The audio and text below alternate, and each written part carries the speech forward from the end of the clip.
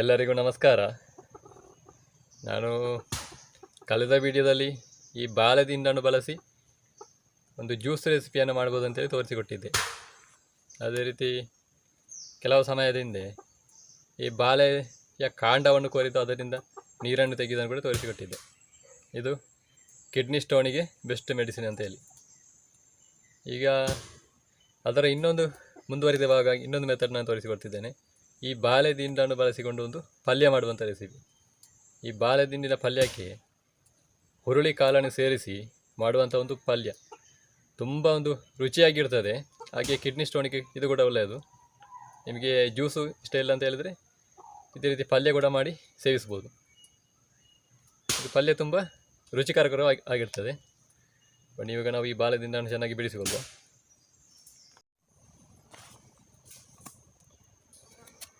ಇದರ ಮಧ್ಯದ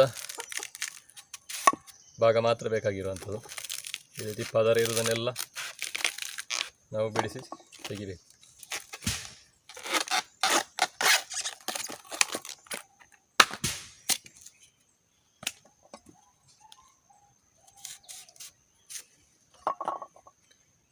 ಈ ಬಾಳೆದಿಂಡಿನ ಪಲ್ಯವನ್ನು ಸೇವಿಸುವುದರಿಂದ ಶರೀರದಲ್ಲಿನ ಈ ನಂಜಿನ ಅಂಶ ಎಲ್ಲ ಇದು ಹೊರಹಾಗ್ತದೆ ಅಂತ ಹೇಳ್ಬೋದು. ಶರೀರದಲ್ಲಿರುವಂಥ ವಿಷಾಂಶಗಳನ್ನೆಲ್ಲ ಇದು ಶರೀರದಿಂದ ಹೊರಹಾಕೋದಕ್ಕೆ ಸಹಕಾರಿಯಾಗಿದೆ. ಈಗ ಅದೇ ರೀತಿ ಒಂದು ಪಾತ್ರೆಗೆ ನೀರು ಹಾಕಿಕೊಳ್ತಿದ್ದೇನೆ.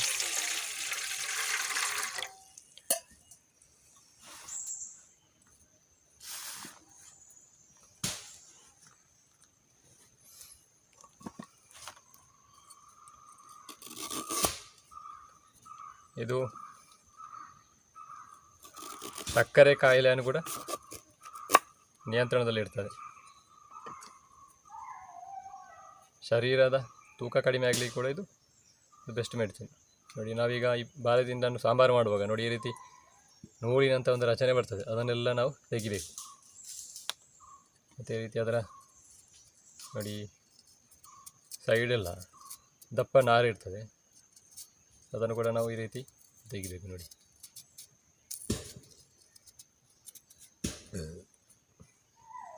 ತೆಗೆದ ನಂತರ ಇದನ್ನು ಈ ರೀತಿ ಆದಷ್ಟು ಸಣ್ಣದಾಗಿ ಕಟ್ ಮಾಡಿಕೊಳ್ಬೇಕು.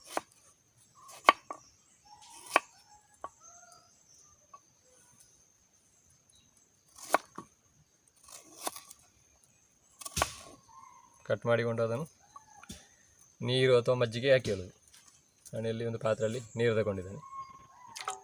ಅದೇ ರೀತಿ ಪಾತ್ರೆಗೆ ಹಾಕಿ ಹೇಳಬೇಕು. ಯಾಕೆಂದರೆ ಅದು ಇಲ್ಲದಿದ್ದರೆ ಕಪ್ಪಾಗುವಂಥ ಸಂದರ್ಭ ಇರ್ತದೆ.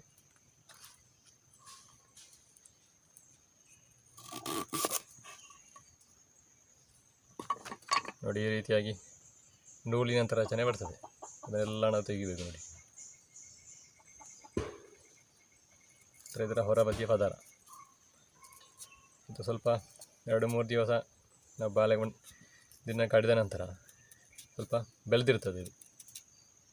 ಅದಂತೆ ನಮಗೆ ಈ ಪಲ್ಯದಲ್ಲಿ ತಿನ್ನುವಾಗ ನಾರಾಗಿ ಸಿಗ್ತದೆ. ಅದಕ್ಕೋಸ್ಕರ ಇದನ್ನು ತೆಗೆಯುವುದು.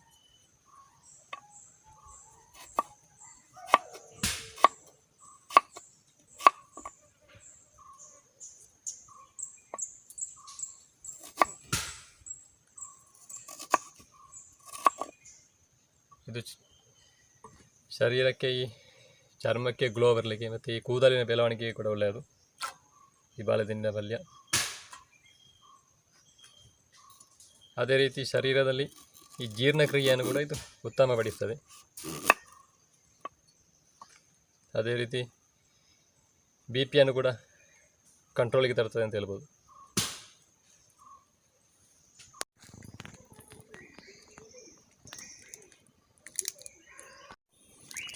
ನೋಡಿ, ಬಾಳೆದಿಂಡನ್ನೆಲ್ಲ ಕಟ್ ಮಾಡಿ ನೀರಿಗೆ ಹಾಕಿಕೊಂಡಿದ್ದೇನೆ.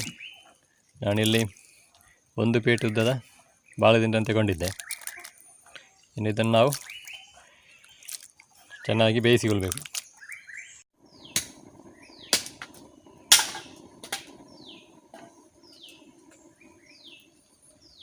ನೋಡಿ, ಇವಾಗ ನಾನೊಂದು ಬಣ್ಣೆಲ್ಲ ಬಿಸಿಯಾಗಲಿಕ್ಕೆ ಇಟ್ಟಿದ್ದೇನೆ.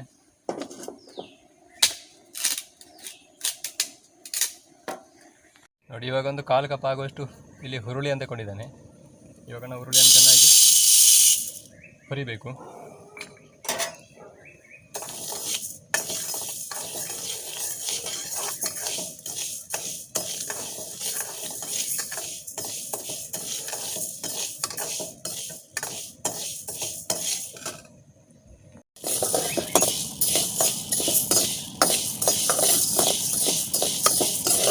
ನೋಡಿ ಹುರುಳಿ ಎಲ್ಲ ಚೆನ್ನಾಗಿ ಫ್ರೈ ಆಗ್ತಾ ಉಂಟು ನೋಡಿ.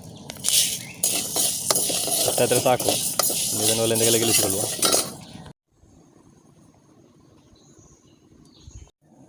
ನೋಡಿ ಇವಾಗ ನಾನು ಒಲೆ ಮೇಲೆ ಒಂದು ಬಾಣಲೆಯನ್ನು ಇಟ್ಟಿದ್ದೇನೆ. ಇವಾಗ ಅದಕ್ಕೆ ನೀರು ಹಾಕೊಳ್ತಿದ್ದೇನೆ.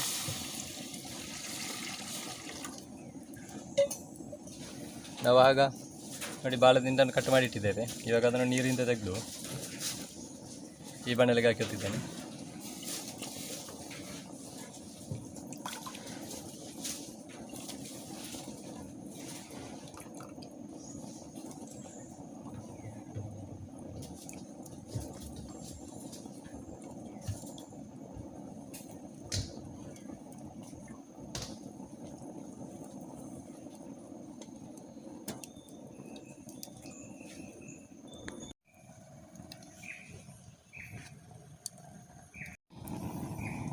ನೋಡಿ ಇವಾಗ ಇದಕ್ಕೆ ಸ್ವಲ್ಪ ಅರಶಿನ ಪುಡಿ ಹಾಕಿಲ್ತಿದ್ದೇನೆ.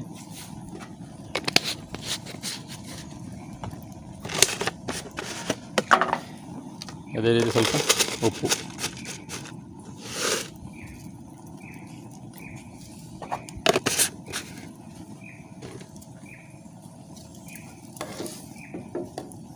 ಇವಾಗ ಅದನ್ನು ನಾವು ಮುಚ್ಚಳ ಮುಚ್ಚಿ ಚೆನ್ನಾಗಿ ಬೇಯಿಸಿಕೊಳ್ಬೇಕು.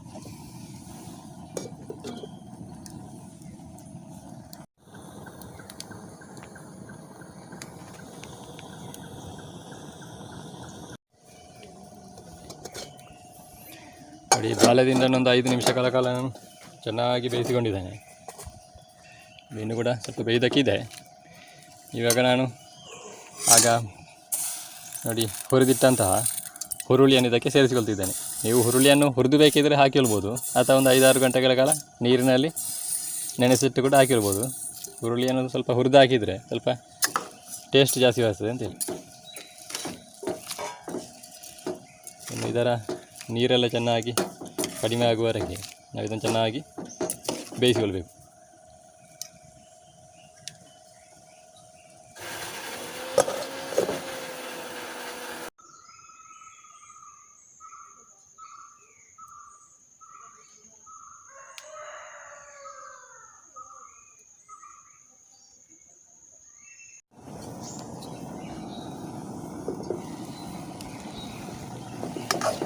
ನೋಡಿ ಇವಾಗ ಬಾಳೆದಿಂಡಿನ ಮತ್ತು ಹುರುಳಿಯ ನೀರಿನ ಅಂಶ ಎಲ್ಲ ಕಡಿಮೆ ಆಗಿದೆ.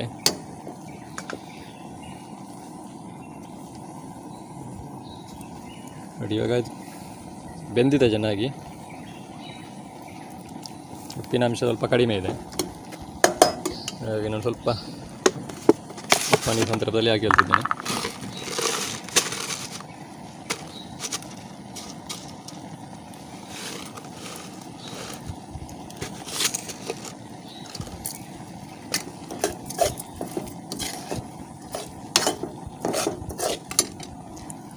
ನೋಡಿ ಇದಕ್ಕೆ ನಾನು ತುರಿದಂಥ 1/4 ಕಪ್ ತೆಂಗಿನಕಾಯಿನ ಹಾಕಿಳ್ತಿದ್ದೇನೆ. ಇವಾಗ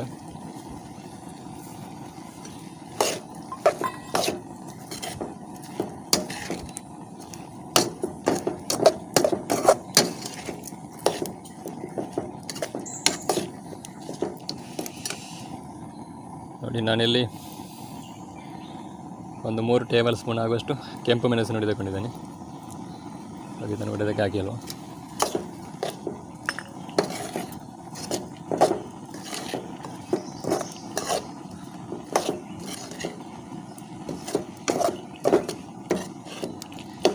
ಕಾಲು ಟೀ ಸ್ಪೂನ್ ಆಗುವಷ್ಟು ಜೀರಿಗೆ ಪೌಡರ್, 2 ಟೇಬಲ್ ಸ್ಪೂನ್ ಕೊತ್ತಂಬರಿ ಹುಡಿ. ಅದನ್ನು ಚೆನ್ನಾಗಿ ಮಗಿಚಿಕೊಳ್ಬೇಕು.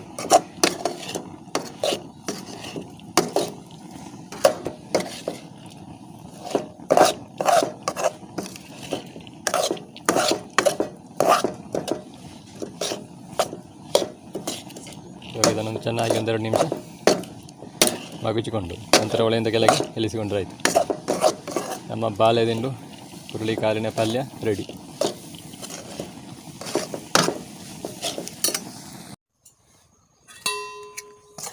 ನೋಡಿ, ನಮ್ಮ ಬಾಳೆದಿಂಡು ಮತ್ತು ಹುರುಳಿ ಕಾಳಿನ ಪಲ್ಯ ರೆಡಿಯಾಗಿದೆ. ಇದಕ್ಕೆ ನಾವು ನೀರುಳ್ಳಿ ಹಾಗೂ ಬೆಳ್ಳುಳ್ಳಿಯನ್ನು ಸೇರಿಸದೆ ತಯಾರಿಸಿರುವಂಥ ಒಂದು ಪಲ್ಯ.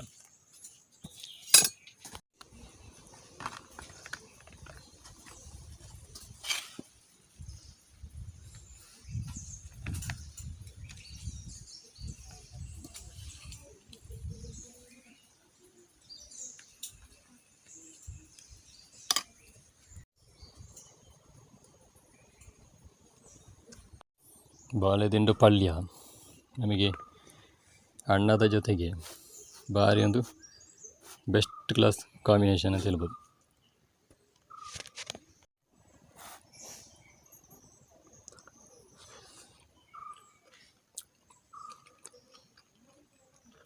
Super taste. ನೋಡಿದ್ರಲ್ಲ, ಬಾಳೆದಿಂಡು ಮತ್ತು ಹುರುಳಿಯನ್ನು ಸೇರಿಸಿ ಯಾವ ರೀತಿಯಾಗಿ ಒಂದು ಪಲ್ಯ ರೆಸಿಪಿಯನ್ನು ಮಾಡ್ಬೋದು ಅಂತೇಳಿ. ಈ ಪಲ್ಯ ತುಂಬಾ ಟೇಸ್ಟಾಗಿರ್ತದೆ. ಅದೇ ರೀತಿ ಈ ವಿಡಿಯೋ ಇಷ್ಟ ಆಗಿದರೆ ವಿಡಿಯೋಗೊಂದು ಲೈಕ್ ಮಾಡಿ, ನಿಮ್ಮ ಅನಿಸಿಕೆ ಅಭಿಪ್ರಾಯ ಏನಿದ್ರು ಕಮೆಂಟ್ ಮಾಡಿ, ವಿಡಿಯೋವನ್ನು ಹೆಚ್ಚು ಶೇರ್ ಮಾಡಿ ಅಂತ ಹೇಳುತ್ತಾ ಇವತ್ತಿನ ಈ ವಿಡಿಯೋವನ್ನು ಇಲ್ಲಿಗೆ ಕೊನೆಗೊಳಿಸ್ತಿದ್ದೇನೆ. ಇದೇ ರೀತಿ ಇಂಟ್ರೆಸ್ಟಿಂಗ್ ವಿಡಿಯೋದೊಂದಿಗೆ ನಿಮ್ಮ ಮುಂದೆ ಸದಾ ಬರ್ತಾ ಇರ್ತೇನೆ. ಮುಂದಿನ ವಿಡಿಯೋದಲ್ಲಿ ನಿಮ್ಮೆಲ್ಲರನ್ನು ಭೇಟಿ ಮಾಡ್ತೇನೆ ಅಂತ ಹೇಳ್ತಾ ಅಲ್ಲಿಯವರೆಗೆಲ್ಲರಿಗೂ ನಮಸ್ಕಾರ.